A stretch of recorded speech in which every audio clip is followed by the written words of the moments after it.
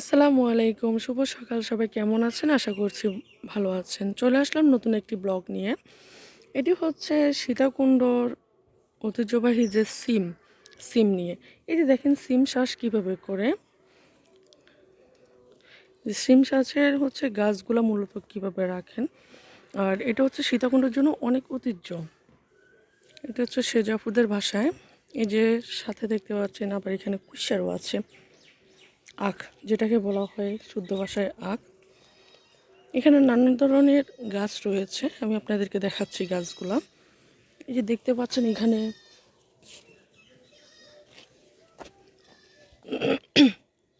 এটা হচ্ছে মূলা, এটা হচ্ছে মিষ্টি কুমড়ার শাক। অনেক সুন্দর করে কিন্তু উঠেছে। আমরা তো সরিষা খেতে গিয়ে তো ছবি তুলতে পারতেছি না। এই যে সরিষা ফুল, যেখানে হচ্ছে লাল শাক, ধনিয়া। বাড়ির আঙ্গিনায় যদি হচ্ছে গাছগুলা রোপণ করা যায়, তাহলে কিন্তু অন্ততপক্ষে নিজের ঘরের জন্য কিছু খাবার তৈরি করা যায়। এখানে আবার দেখতে পাচ্ছি আমার তানহামনি একটা গোলাপ গাছ রোপণ করেছে। অনেক সুন্দর এরিয়া। আর এই যেটা যে দেখতে পাচ্ছেন, এটা হচ্ছে মুরগির ফার্ম। সব ধরনের মূলত এটা হচ্ছে লাল আলু বলে।